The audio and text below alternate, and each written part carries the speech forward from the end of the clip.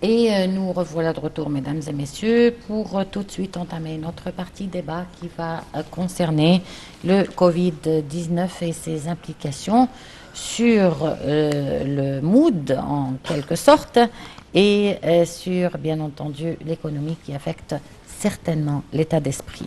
Pour parler de cela, nous avons en ligne Dr Hadil Edem, experte en éducation et coach de relations interpersonnelles. Bonjour.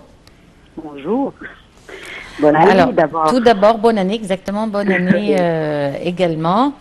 Et cette année commence avec toujours la présence du Covid-19 dans notre vie. Comment Oui. faire pour alléger notre angoisse face à ce virus? Mhm. Il faut tout d'abord faire attention et prendre toutes les précautions, bien sûr. Mais il faut toujours regarder ou bien revoir les points positifs qui étaient dans l'année précédente. Euh, Vous trouverez par exemple des liens familiaux plus efficaces, plus forts, n'est-ce pas? Est-ce que vous avez vu ça ou non? Bon, docteur Hadil, dites-nous, avec maintenant l'interruption de la scolarité et sa transformation en cours virtuel, les enfants ont tendance à être un petit peu perdus. Comment faire pour les remettre sur la boussole? Bon, je pense que il y a beaucoup d'écoles, plutôt les écoles internationales, ont bien mis des pas sur comment faire avec l'arrêt de la scolarité dans l'école. Et ils ont mis un plan et les étudiants peuvent poursuivre ce plan d'une façon plus facile. Le problème sera chez les écoles typiques parce que il n'y a pas un plan très clair. Alors je pense que c'est, ça serait le travail des parents de faire un plan pour leurs enfants. Non, je Comment? voudrais, Permettez-moi, Madame je Adil, voudrais juste...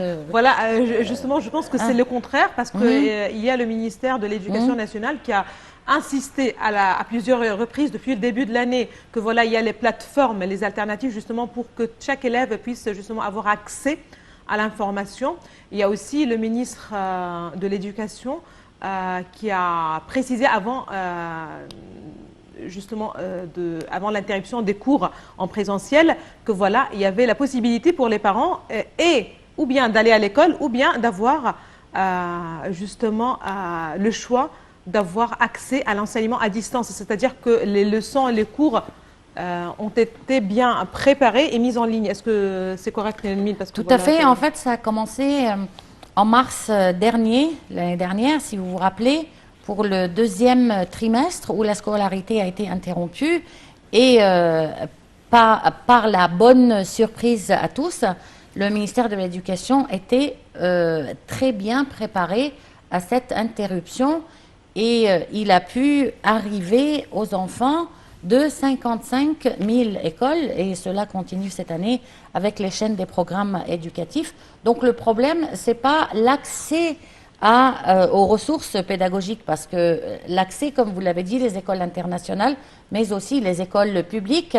Et l'Égypte aujourd'hui est l'un des leaders sur le plan de la technologie en éducation et on assiste beaucoup de pays africains pour justement copier ces plateformes.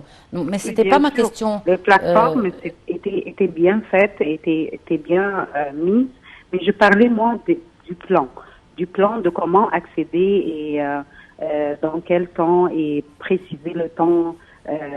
Des enfants doivent être devant les chaînes de télévision ou bien sur Internet pendant combien de temps, faire quelle matière, c'est ça ce que je voulais dire. non, parce que tout à l'heure, vous avez parlé des écoles internationales, comme quoi les écoles étaient prêtes et avaient fait le plan. Mais nous, bien entendu, en tant que porteurs du contexte actuel, on doit quand même affirmer que le ministère de l'Éducation était bien prêt, et ça depuis l'année dernière.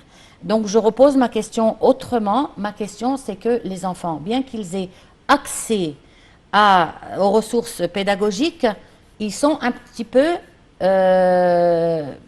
perdus. Comment faire pour les remettre sur la boussole et qu'ils puissent non seulement bénéficier de leurs cours, mais aussi d'avoir un mode de vie convenable? Voilà. Alors, d'abord, c'est le début de l'année 2021 et on doit avoir des résolutions pour cette nouvelle année. Toute la famille doit être ensemble pour faire les résolutions de cette nouvelle année.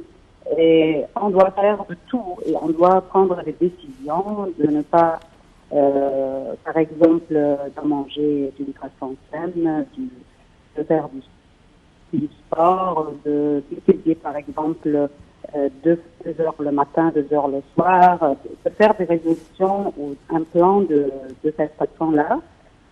On ne peut pas perdre le temps à ne rien faire parce qu'on n'a pas un examen qui sera très proche ou quelque chose comme ça. C'est ça que je voulais dire. Alors, il faut choisir quelque chose de majeur, c'est-à-dire un objectif qu'on doit achever, quelque chose qui nous aide à bien compléter notre vie.